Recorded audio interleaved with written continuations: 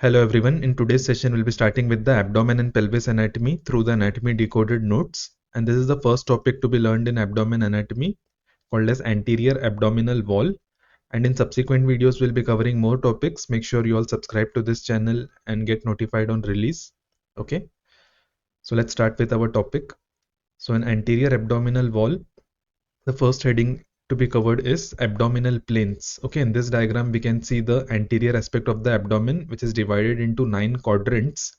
Okay, so there are multiple planes which divide these quadrants. Let's understand them one by one.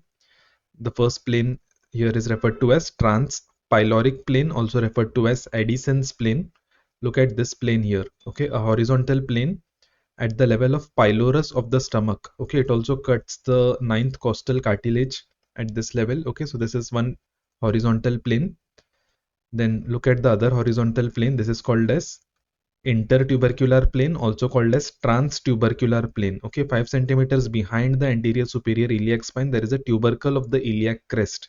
Okay, it passes through that level. Okay, you can see this plane, the intertubercular plane. It is present at the level of L5 vertebra. Transpyloric plane is present at the level of L1 vertebra. Okay, and then there are two vertical planes. Those are present at the level of the midpoint of clavicle, called as the mid-clavicular line. Okay, so vertical lines drawn from the midpoint of the clavicle is mid-clavicular lines on each side. Okay, so those planes are mentioned here. Okay, so with this two vertical planes and two horizontal planes, abdomen is divided into 9 quadrants. Okay, the quadrant which is in the center, it's referred to as umbilical quadrant. Okay, above the umbilical region there is epigastric region, below the umbilical region there is hypogastric region. Okay, and on each side of the epigastric region there are hypochondriac regions. Okay, this is the right hypochondriac region, this is the left hypochondriac region. Then on each side of the umbilical region there are lumbar regions. This is right lumbar region, this is left lumbar region. On each side of hypogastric region there is iliac region. Okay, this is right iliac region, this is left iliac region.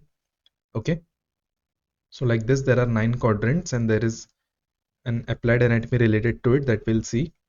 Okay, so these planes we have covered, and additional planes that are mentioned here, one plane is called as subcostal plane. Okay, subcostal plane means it is present at the lower margin of the ribs. Okay, it will cut the lower margin of the ribs on both the sides.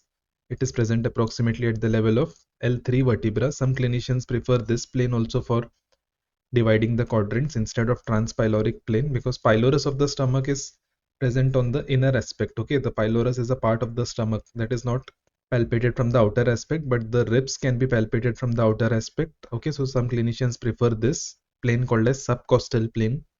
And transumbilical plane is a plane which passes at the level of umbilicus. Okay, there is one additional region that is referred to as 10th quadrant. Which region is that? That's referred to as the perineal region. Okay, region of the genitals or the external genitalia, that is referred to as the 10th quadrant. Okay, then on the anterior abdominal wall there are some visible skin creases. Let's see that. Okay, so here in this diagram we can see multiple external appearance of the anterior abdominal wall. Okay, there is a midline furrow or a groove which is present. Okay, anatomically there is a area that's called as linea alba. Okay, at that level there is the midline groove, and there is linea semilunaris on the outer margin of a muscle. The muscle here is referred to as rectus abdominis muscle. Okay, on the outer margin there is a line called as linea semilunaris. Then there are transverse furrows at the level of the rectus abdominis, because the rectus abdominis muscle has got tendinous intersections on the anterior aspect. Okay, then there is a line of venous that is present in females just below the umbilicus. Okay, and linea gravidarum, we can see multiple lines here. This is also present in females after the pregnancy. Okay, multiple lines may be visible. Okay, and few other external features if we see, there is one point here that's referred to as McBurney's point. Okay, this is the region of umbilicus and this is the right anterior superior iliac spine. This point is at the junction of medial 2/3 and lateral 1/3 of the line joining this umbilicus and the anterior superior iliac spine. This point is referred to as McBurney's point.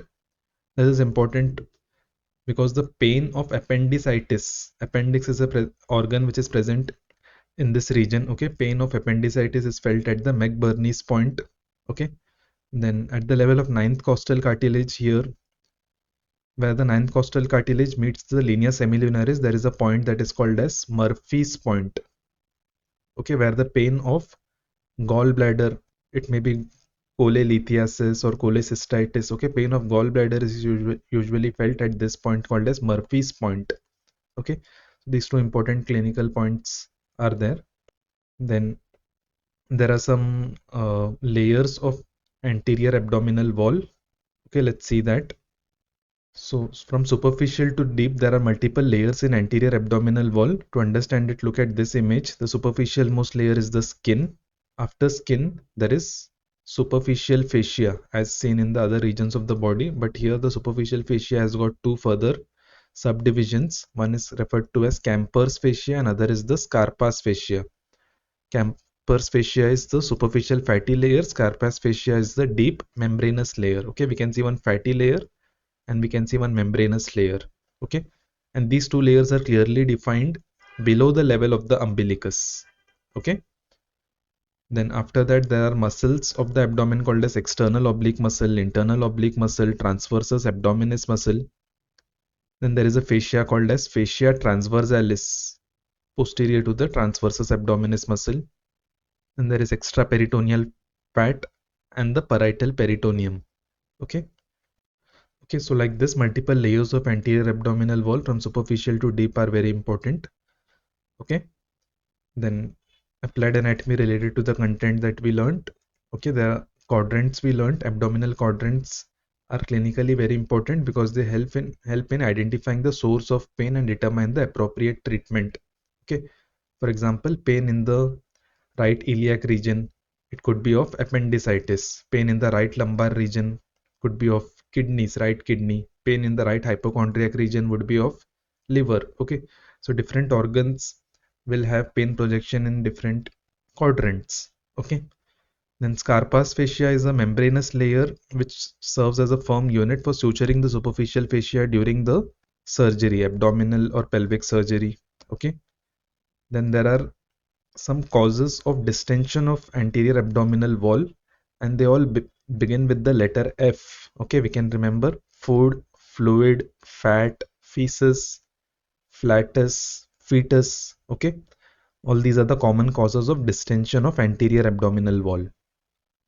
Okay, and these muscles which are there, these will be learning in details now. So muscles of the anterior abdominal wall. So there are three muscles called as external oblique, internal oblique, transversus abdominis. Apart from that, there is rectus abdominis and there is a muscle called as pyramidalis. Okay, one by one, let us see. Let us see the external oblique muscle. So any muscle that we learn under these four headings, right? Origin, insertion, nerve supply, and actions. Okay. In the previous videos, we had covered all these headings for the lower limb muscles. Make sure you all watch those videos if not seen yet. Okay. External oblique muscle origin is outer surface of the lower 8 ribs.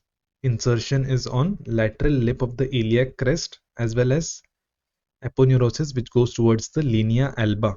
Okay. Nerve supply is the lower 6 thoracic spinal nerves and action is compression of the abdominal contents and flexion and rotation of the trunk. Okay. Identify the muscle here. Yes, this muscle is the external oblique muscle arising from the lower 8 ribs going obliquely downwards. Okay, it actually covers this muscle rectus abdominis and it forms a sheath called as rectus sheath. Okay, the next muscle is internal oblique muscle arising from intermediate area of the iliac crest as well as lateral 2/3 of the inguinal ligament and thoracolumbar fascia. Insertion is going up to the lower 3 or 4 ribs. Then aponeurosis ending in linea alba and pubic crest and pectineal line. Okay, identify the internal oblique muscle here. This one is the internal oblique muscle. Okay, look at the muscle fibers. They are going in this direction. Okay, The muscle fibers of external oblique, they are coming in this direction. Okay, these two muscle fibers are 90 degrees to each other. Okay, nerve supplies lower 6 thoracic spinal nerves. Action is same as external oblique, compression of abdominal contents and flexion and rotation of the trunk. Okay, and transversus abdominis muscle arises from the medial lip of the iliac crest. So iliac crest, you need to remember from outside to inside. Outer aspect is external oblique, intermediate area is internal oblique, and the medial lip or the inner lip is transversus abdominis. Then there are some additional origin. Lateral 1/3 of the inguinal ligament, thoracolumbar fascia, costal cartilages of lower 6 ribs. Okay. Insertion is going up to the linea alba as well as pubic crest and pectineal line. Okay. Actually, in its course, the internal oblique and transversus abdominis, they fuse with each other and they form a tendon called as conjoint tendon through which they are inserted at this pubic crest and the pectineal line. Okay. Nerve supplies lower 6 thoracic nerves. Then action is compression of abdominal contents. Okay. Identify the muscle here. This muscle is transversus abdominis muscle. The fibers would be seen horizontal. Okay. Then rectus abdominis muscle arising from pubic crest, pubic tubercle, and the pubic symphysis. Okay, so this muscle number 4 that we can see, that's the rectus abdominis arising from below, going upwards towards the ribs. Okay, so it is going towards the costal cartilages of the ribs 5 to 7 as well as the xiphoid process. Nerve supply here is lower 7 thoracic spinal nerves. Okay, other muscles were lower 6 thoracic spinal nerves. This is lower 7 because it is going in the region of thorax as well. Okay. Then action here is also compression of abdominal contents and flexion of the vertebral column tenses the abdominal wall. Okay. And it has got tendinous intersections. Okay. It is a strap-like muscle with tendinous intersections. Okay. Then a very small muscle, pyramidalis, it may be absent in about 10-15% of the people. Okay. It arises from the pubis as well as pubic symphysis. Insertion is on linea alba. Nerve is only a single nerve, T12 spinal nerve, also referred to as subcostal nerve. Okay, it tenses the linea alba. Okay, very small muscle will be seen in this region. Okay, then let's see applied anatomy of these muscles. For examination of anterior abdominal wall or palpation of anterior abdominal wall, warming the hands are important. Okay, we can rub our hands with each other and warm it because cold hands can make the anterolateral abdominal muscles tense. Okay, producing involuntary spasm of the muscles known as guarding. Okay, so warm hands are important for palpation in the abdomen. And during palpation, the patient should be in supine position with thighs and the knees semi-flexed to enable the adequate relaxation of the anterior abdominal wall. Okay.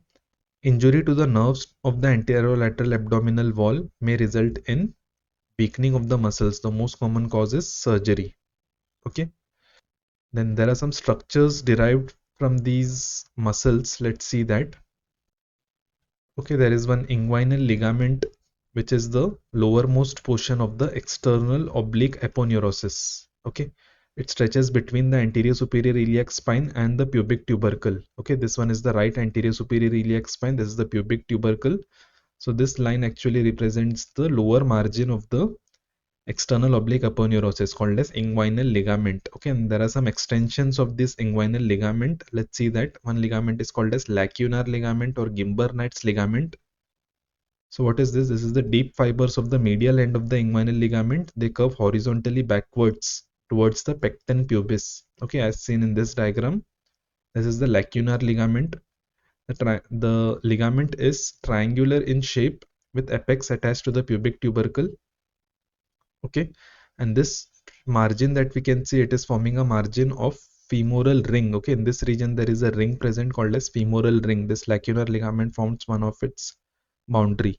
Okay, so that is mentioned here. Then there is one extension called as pectineal ligament or Cooper's ligament. It is an extension of the posterior part of the lacunar ligament along the pecten pubis, okay, up to the iliopectineal eminence. Okay, that is seen here, pectineal ligament. Then reflected part of the inguinal ligament. Superficial fibers from the medial end, they expand upwards medially to form this reflected part of the inguinal ligament, okay, as seen in this image. Okay, so all these are some extensions from the external oblique aponeurosis.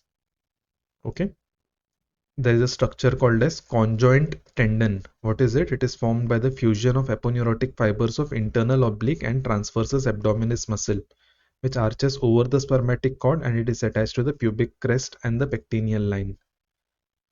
Okay, so as we can see here, this one is the conjoint tendon. We can see fibers of internal oblique, fibers of transversus abdominis also come and join it. Okay, then next is cremaster muscle.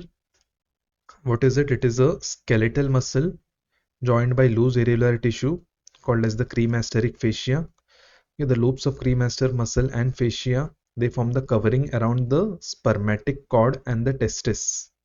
Okay, so there is a spermatic cord here, it covers that as well as it surrounds the testis. Okay, and these are derived from the lower arched fibers of internal oblique muscle.